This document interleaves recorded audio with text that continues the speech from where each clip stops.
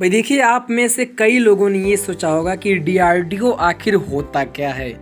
तो इस वीडियो में हम आपको पूरी डिटेल से जानकारी देने वाले हैं कि आखिर डीआरडीओ क्या होता है, डीआरडीओ के कार्य और अधिकार क्या होते हैं, डीआरडीओ के लिए एलिजिबिलिटी क्राइटेरिया क्या है, इसमें आप जॉब कैसे पा सकते हैं और इसकी सैलरी यानी कि डीआरडीओ में हो जाने के बाद आपका सिलेक्शन, उसके बाद से सैलरी कितना मिलता है और सैलरी के साथ साथ इसके अन्य फ़ायदे कौन कौन से, यानी कि पूरी जानकारी इस वीडियो के माध्यम से आप सभी स्टूडेंट्स के पास प्रोवाइड की जाएगी। अगर इससे पहले आप मेरे चैनल पर पहली बार विजिट किए हैं तो नीचे दिए गए लाल बटन को दबाकर चैनल को सब्सक्राइब कर लीजिए। तो चलिए वीडियो को स्टार्ट कर लेते हैं। तो यहाँ पर सबसे पहले हम आप सभी स्टूडेंट्स को बता दें कि जो डीआरडीओ होता है उसके फुल फॉर्म की जानकारी हम लोग ले लेते हैं।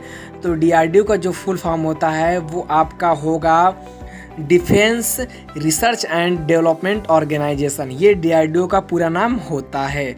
इस संगठन का निर्माण भारत के सैन्य शक्ति के विकास के लिए सन 1858 ईस्वी में किया गया है। यह अनुसंधान रक्षा मंत्रालय के अधीन आता है। इसका मुख्यालय नई दिल्ली में है। वर्तमान समय में डीआरडीओ के चेयरमैन डॉक्टर सतीश रेड्डी हैं।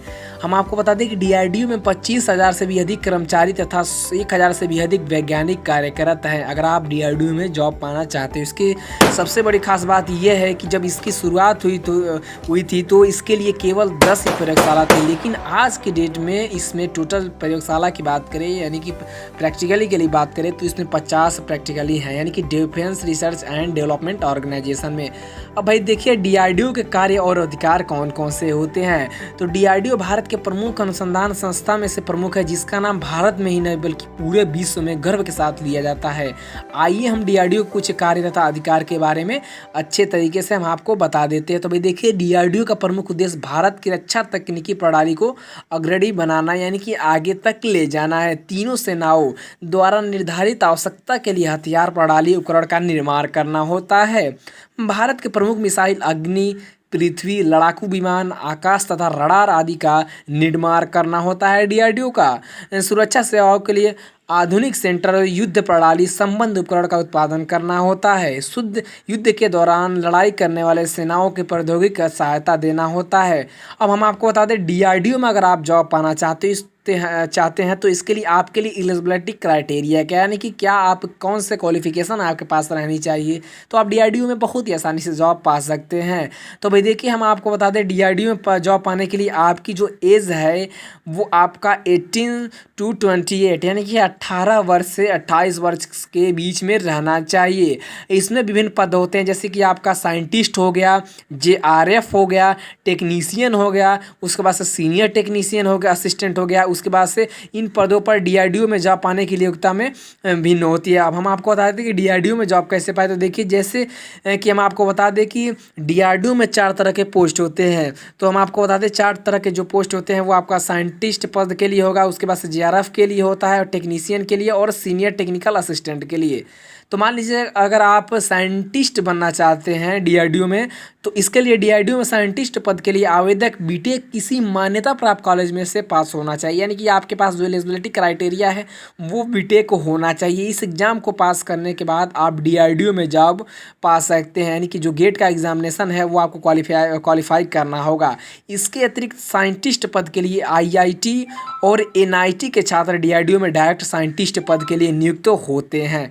अब जेआरएफ अगर आपको बनना है यानी कि जेआरएफ का पद लेना है तो आपके लिए हम आपको बता दें जेआरएफ पद के लिए आवेदक को सर्वप्रथम अपना ग्रेजुएशन कंप्लीट करना होगा, जैसे कि यूजीसी नीट का एग्ज़ाम देना होता है। एग्ज़ाम को देने के बाद यदि आप इसमें पास हो जाते हैं तो आप जेआरएफ पद के लिए डायरेक्ट भर्ती होते हैं डीआरडीओ में। टेक्नीशियन बनना है तो भाई देखिए, टेक्नीशियन में हम आपको बता दें इस पद के लिए उन आवेदकों को छूट होती है जिन्होंने अपनी आईटीआई यानी कि आईटीआई भी करके आप डीआरडीओ में जा सकते हैं।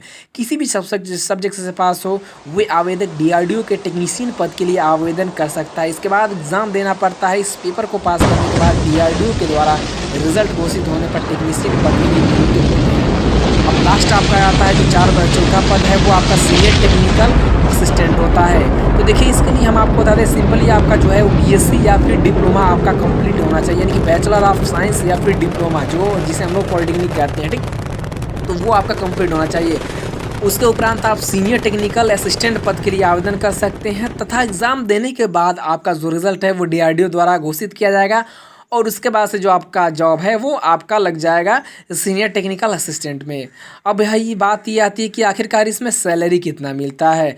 तो भाई देखिए, हर तरह के पद होते हैं, पद के हिसाब से आपको सैलरी दी जाती है। तो डीआरडीओ में कार्यरत सभी प्रकार के पदों के लिए सैलरी भी भिन्न होती है। डीआरडीओ साइंटिस्ट पद के लिए जो सैलरी आपका होता है वो 50 के यानी कि 50,000 से अधिक होता है, क्योंकि भाई आप साइंटिस्ट बनने जा रहे हैं वहाँ पे। तो सीनियर वो साइंटिस्ट के लिए आपकी जो सैलरी है वो ज़्यादा होगी। यानी कि सीनियर टेक्निकल असिस्टेंट पद के लिए 32,000 से जो आप लोग का स्टार्टिंग है वो होता है। अगर डिप्लोमा या फिर बीएससी आप कर लेते हैं, डीआरडीओ में सिलेक्शन आपका हो जाता है तो आपको इतना सैलरी दिया जाएगा। इतना आसान नहीं होता है भाई डीआरडीओ में जाना। हर किसी स्टूडेंट्स का सपना होता है कि वो डीआरडीओ में जाए और एक अच्छा साइंटिस्ट बने या फिर टेक्निकल असिस्टेंट बने।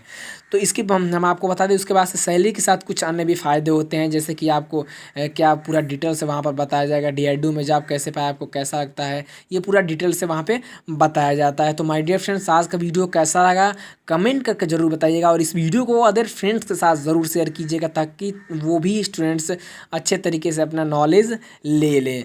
Thank you. जय हिंद, जय भारत।